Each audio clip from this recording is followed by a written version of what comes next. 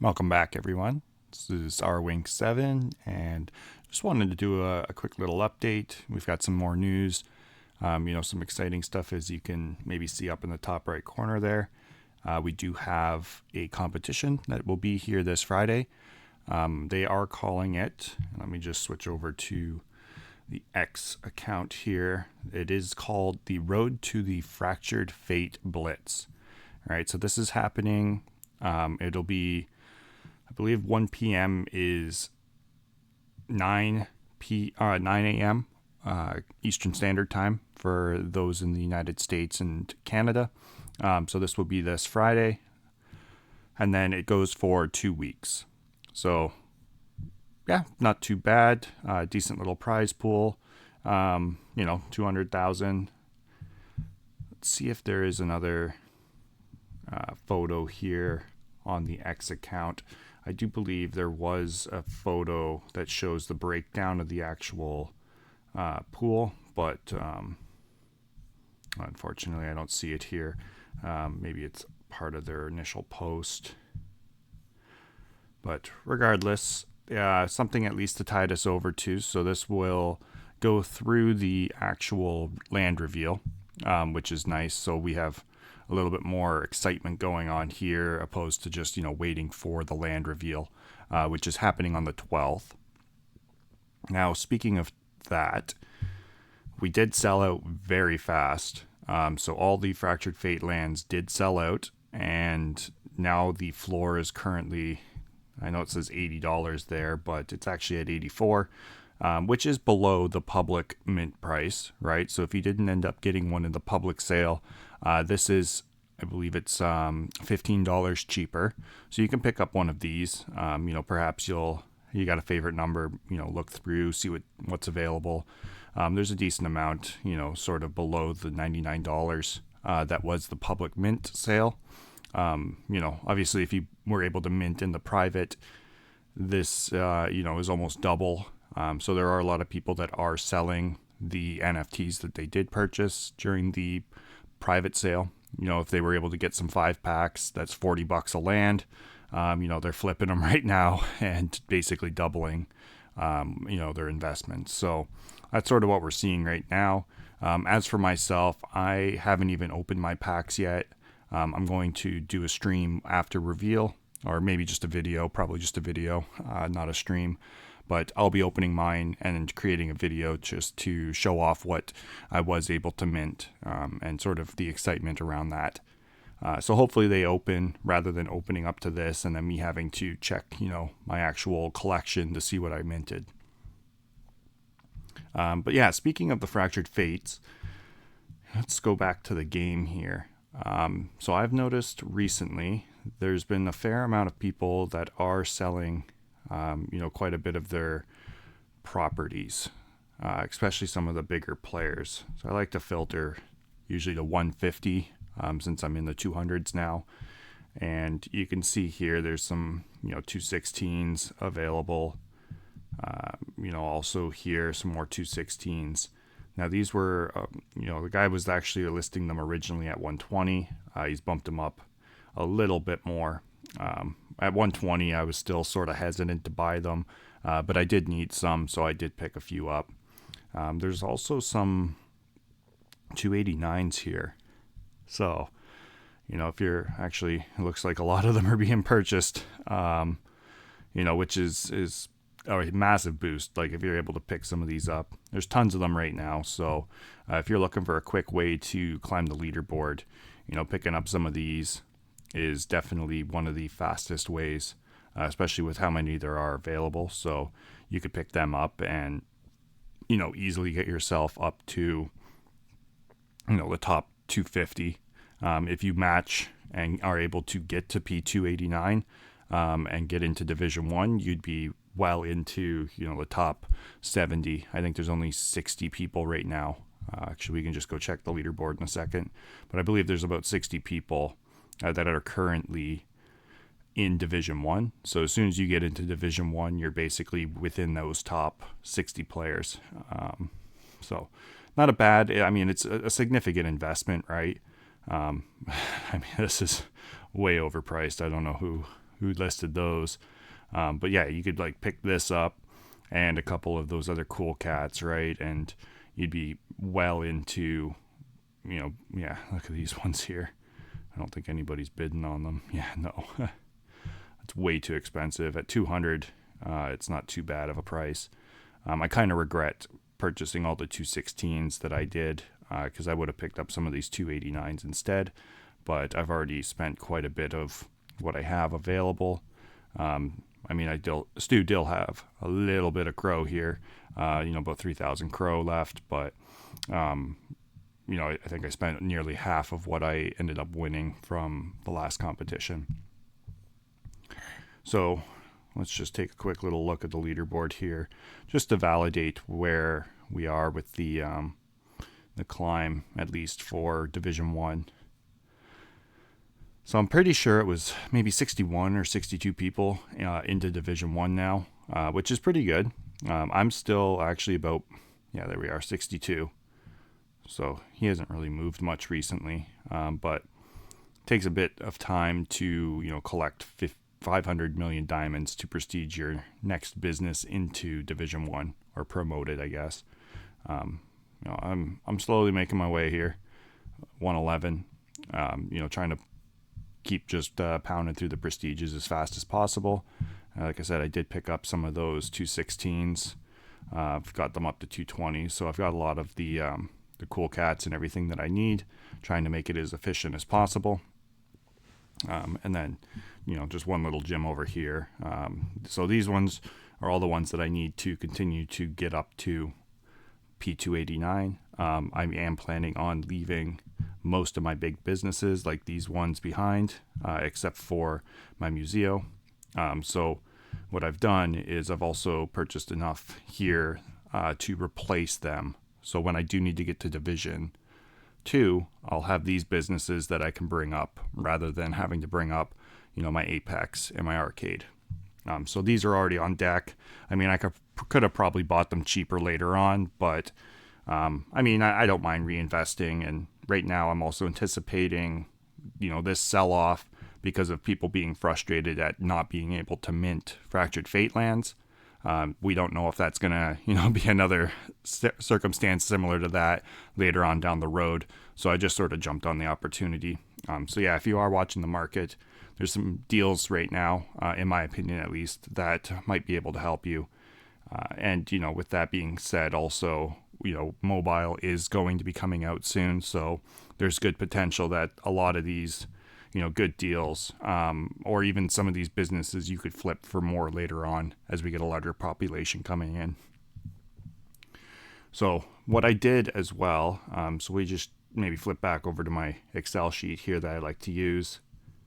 So you can see here, I do have my chart for all of the businesses, but what I did was built my city builder, right? So I've got all of the businesses, since I am running one of each, and then I did tabulate how many of each of these commons that I'm using. My current prestige being 224. I did just bring a few up to 225. So this is a little bit different at the moment. So this would reduce a little bit, but let me see. Yeah, so I'm just doing it based off of city prestige, right? So I just changed this number. So when I do hit 225, the number will change and tell me how exactly how long I have until I'm ready to get to the next level. Basing the months off of just a 30-day month, really. And this is a little lower than my diamond generation. Hopefully this gets boosted significantly once we have the Fractured Fates. That way, it cuts down the time. But even with purchasing all of those higher prestige businesses, I am still looking at about 5 months before I'm even ready to start prestiging businesses or promoting businesses to Division 1. Primarily, these Apex, the arcade, these bigger businesses, right? They're a huge time sink. Like, look at the amount of diamonds that they all require compared to, all of the rest of my city here. So it's slowing me down a bit, but I'm more interested in having something that's dynamic, a little bit more varied, rather than, like if you look at this land here, This one, right, is just cool cats with one gym. So it's not as exciting. The only reason I'm keeping this gym as well, it's a pretty low number. It's within the first 100,000 businesses, so I want to keep it. It's a nice looking gym to me as well, with a little ball hockey net. I guess arguably maybe it's indoor soccer, but to me it's ball hockey. And then the last little thing I just wanted to bring up. So, in discussion around what we're looking at for rarity, right? So here's the rarity sheet again for the lands. So hopefully everybody's able to mint some of these, legendaries and epics. It is a 10% chance, so of pulling any one of the epics, which is pretty good. That's on par with your Sapphire your Sapphire Lagoon. That's your first frontier land. So that's if we switch back over to the game here, that's what the Sapphire Lagoon looks like. Now this is part of the Sapphire Sanctum. And again, this is your Aurora Wilds region for the Alluring Aurora. So that's the first frontier lands. And then you've also got, this is the Molten Cavern, which is part of the Molten Forge. So if we just take a look again here, right, so you've got your regions down the left side. Now, even 4%, hopefully most people, if you minted 10 lands, maybe be getting a legendary, some of the rares, maybe an epic. And a lot of people are probably going to be minting starters, right? That's why, if you look at the prices of the starters right now, the Dune at the very bottom, they're still around $40 US. So, these would be basically cutting your investment in half if that's what you pulled from the market one that you would buy, at $85 if you pulled one of these.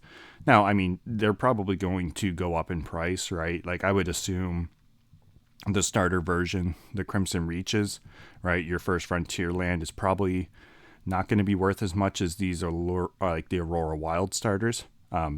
These, even the blocked Nexus, right? This might be the cheapest of the first or the Fractured Fate lands, and then it would sort of go up and then continue sort of going up from the Crimson Reaches up to the blocked Nexus, right? Being the most desirable one. And then, your primordials here obviously are going to be really desirable lands. But even with that being said, right, they're 0.4% chance of pulling them. Whereas, if you're looking at individual mythics, they're actually likely going to be even more rare than the primordials. But the primordials are going to be the top of the top, right? So you will not be able to have access to primordial lands using Arids. You need to own a primordial land. So last little part here, let's just take a quick look. If we go on to the mane.city, you can select and scroll through the regions here. So you can actually take a look at each of the pixelated still lands, but they do show the names, and you can scroll through, check them out. So see all the different names for the lands. So that way when you are minting, or when the reveal happens, this is the really big tip I'll give you guys. The day of the reveal, there will be people that have NFTs listed for sale. And if you know exactly what the name is of some of these higher tier ones, you should be able to filter specifically for them. And perhaps you'll be able to snipe yourself something, in a higher rarity, right? You might grab yourself a stack Seaside for like $110, whereas it's even rarer than the Sapphire Lagoon, and the Sapphire Lagoons are $200 any day of the week, right? So you might get lucky. So that's what I do suggest, is try to, check for what people are selling right now on the reveal day, because they may have left them listed and they might be something rare. I know I'm going to save a little bit of money, hopefully be able to snag something in that manner before I open up my packs.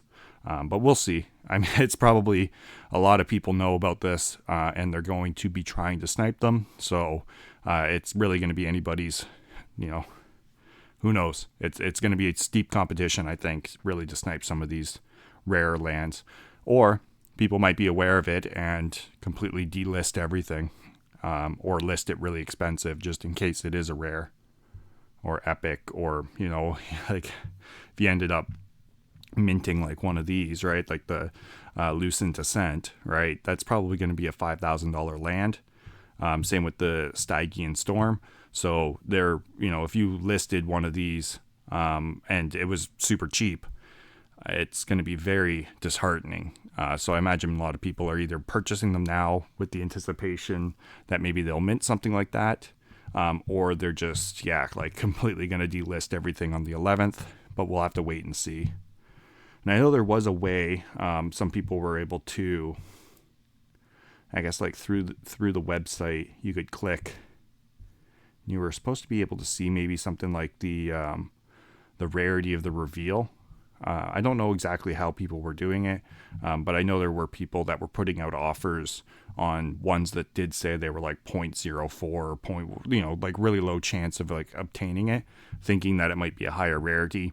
I believe though that come the 12th of May, I don't think the metadata has been rolled on these yet. So my understanding is that it's likely going to be rolled on the 12th, and that's going to be what's uploaded, right?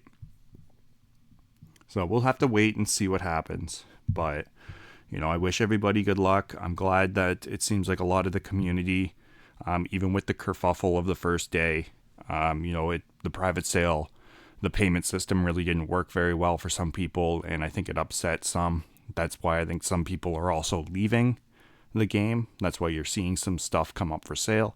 But I'm glad to see overall it sounds like the community still is in high spirits, and is looking forward to the competition that's starting come Friday. So yeah, good luck in the competition. I will try to put a video out that's going to explain how the live power system works for any of the new competitors. That way you've got a better understanding of it.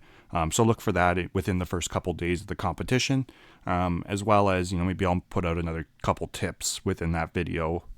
So anyways, thank you for listening. I hope you found some value in this video, and yeah, we'll catch you guys in the next one, and good luck in the competition.